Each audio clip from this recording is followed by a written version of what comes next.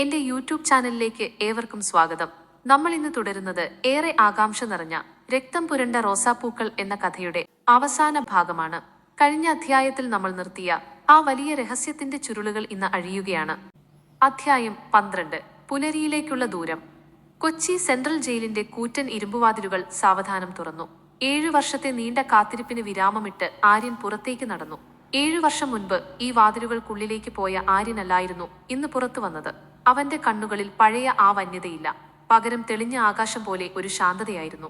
താടിയും മുടിയും അല്പം നരച്ചു തുടങ്ങിയിരിക്കുന്നു. പക്ഷേ അവന്റെ ആ ഗാംഭീര്യത്തിന് ഒരു കുറവും സംഭവിച്ചിരുന്നില്ല. പുറത്ത് പുലരിയുടെ ആദ്യ കിരണങ്ങൾ ഭൂമിയെ തൊട്ടു തുടങ്ങിയിരുന്നു. ജയിൽ കവാടത്തിനു മുന്നിൽ ആ പഴയ കറുത്ത റേഞ്ച് റോവറിനു പകരം ഒരു ലളിതമായ വെളുത്ത കാർ കാത്തു നിൽക്കുന്നുണ്ടായിരുന്നു. കാറിനരികിൽ മീര നിൽക്കുന്നു.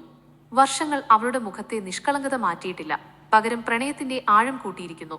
അവൾ ഓടിച്ചെന്ന് അവനെ കെട്ടിപ്പിടിച്ചു. വാക്കുകളില്ലാത്ത ആ നിമിഷം അവർക്കിടയിൽ ഒരു പുതിയ ലോകം തീർത്തു. ഞാൻ വന്നില്ലേ മീര, നീ പറഞ്ഞതുപോലെ പഴയ ആര്യനെ ജയിലിനുള്ളിൽ ഉപേക്ഷിച്ച് ഞാൻ തിരിച്ചു വന്നു, അവൻ അവളുടെ നെറ്റിയിൽ ചുംബിച്ചുകൊണ്ട് പറഞ്ഞു. അവർ ആദ്യം പോയത് കൊച്ചിയിലെ ആ പഴയ കടൽ തീരത്തേക്കായിരുന്നു. ആര്യന്റെ ജീവിതം തുടങ്ങിയതും തകർന്നതും ആ നഗരത്തിലായിരുന്നു. കടൽക്കാറ്റിൽ ഉപ്പിന്റെ മണമുണ്ടായിരുന്നു. ആര്യൻ കടലിലേക്ക് നോക്കി നിന്നു. മീര, ഈ നഗരം എനിക്ക് ഒരുപാട് നൽകി. അധികാരവും പണവും പകയും. പക്ഷെ അതൊന്നും എനിക്ക് സമാധാനം നൽകിയില്ല. ഇന്ന് എനിക്ക് ഒരു കാര്യത്തിൽ ഉറപ്പുണ്ട്, ഇനിയൊരിക്കലും ഞാൻ ഈ നഗരത്തിലേക്ക് തിരികെ വരില്ല.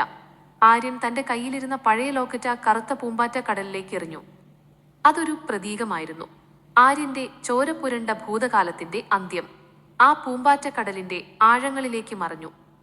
ഇനി ശേഷിക്കുന്നത് ആര്യനും മീരയും അവരുടെ പ്രണയവും മാത്രം. പ്രകാശ് അവിടെ അവർക്ക് കാത്തു നിൽക്കുന്നുണ്ടായിരുന്നു. എല്ലാ ഏർപ്പാടുകളും കഴിഞ്ഞു. വയനാട്ടിലെ ആ എസ്റ്റേറ്റിൽ ഇനി നിങ്ങളെ ആരും ശല്യം ചെയ്യില്ല.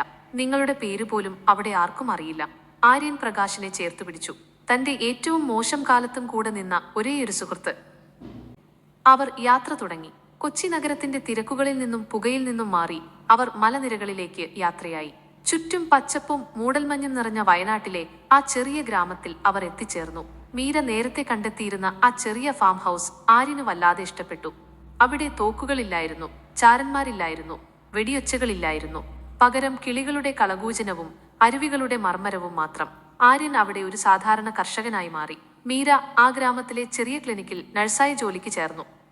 മാസങ്ങൾ കടന്നുപോയി. ഒരു ദിവസം വൈകുന്നേരം ഫാം ഹൗസിന്റെ ബാൽക്കണിയിൽ ചായ കുടിച്ചുകൊണ്ടിരിക്കുമ്പോൾ മീര ആര്യനോട് ചോദിച്ചു, നിങ്ങൾക്ക് ആ പഴയ ജീവിതം മിസ് ചെയ്യുന്നുണ്ടോ ആര്യൻ? ആ അധികാരവും ഭയവും? ആര്യൻ അവളുടെ കൈകൾ മുറുകെ പിടിച്ചു. ഇല്ല മീര, അന്ന് എല്ലാവരും എന്നെ ഭയപ്പെട്ടിരുന്നു, പക്ഷേ ആരും എന്നെ സ്നേഹിച്ചിരുന്നില്ല. ഇന്ന് നീ എന്റെ കൂടെയുണ്ട്. ഈ സമാധാനം, ഇത് ലോകത്തിലെ എല്ലാ നിധികളെക്കാളും വലുതാണ്. അധികാരത്തെക്കാൾ വലിയ കരുത്ത് പ്രണയമാണെന്ന് നീ എനിക്ക് പഠിപ്പിച്ചു തന്നു. സൂര്യൻ അസ്തമിച്ചുകൊണ്ടിരുന്നു. ആകാശത്ത് കുങ്കുമനിറം പടർന്നു. ആര്യനും മീരയും കൈകോർത്ത് തങ്ങളുടെ കൃഷിയിടത്തിലൂടെ നടന്നു. ദൂരെ പർവ്വതങ്ങൾക്ക് മുകളിൽ ആദ്യത്തെ നക്ഷത്രം ഉദിച്ചു. ചില കഥകൾ അവസാനിക്കുന്നത് ചോരയിലാണ്, എന്നാൽ മറ്റു ചിലവ അവസാനിക്കുന്നത് പുതിയൊരു പുലരിയിലാണ്.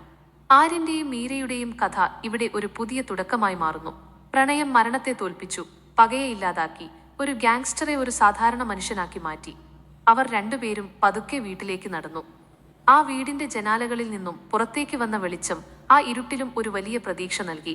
മുറിവുകൾ ഉണങ്ങിയിരിക്കുന്നു, കിനാവുകൾ വീണ്ടെടുക്കപ്പെട്ടിരിക്കുന്നു. ആര്യന്റെയും മീരയുടെയും ഹൃദയസ്പർശിയായ ഈ പ്രണയകഥ ഇവിടെ അവസാനിക്കുന്നു. ചോരക്കറ പുരണ്ട വഴികളിലൂടെ തുടങ്ങി പ്രണയത്തിന്റെ പുലരിയിൽ അവസാനിച്ച ഈ യാത്ര നിങ്ങൾക്ക് ഇഷ്ടപ്പെട്ടുവെന്ന് കരുതുന്നു. നമ്മുടെ ഈ 12 അധ്യായങ്ങളും കേട്ട എല്ലാ പ്രേക്ഷകർക്കും ഹൃദയം നിറഞ്ഞ നന്ദി. ആര്യന്റെ മാറ്റത്തെക്കുറിച്ച് നിങ്ങളുടെ അഭിപ്രായങ്ങൾ താഴെ കമന്റ് ചെയ്യുക. സ്റ്റോറീസ് ബൈ ജെം ചാനലിൽ ഇതുപോലുള്ള കൂടുതൽ വ്യത്യസ്തമായ കഥകൾക്കായി കാത്തിരിക്കുക. ദയവായി ഈ ചാനൽ സബ്സ്ക്രൈബ് ചെയ്യുക, വീഡിയോ ലൈക്ക് ചെയ്യുക, കൂട്ടുകാർക്ക് ഷെയർ ചെയ്യുക. മറ്റൊരു പുതിയ കഥയുമായി നമുക്ക് വീണ്ടും കാണാം. നന്ദി.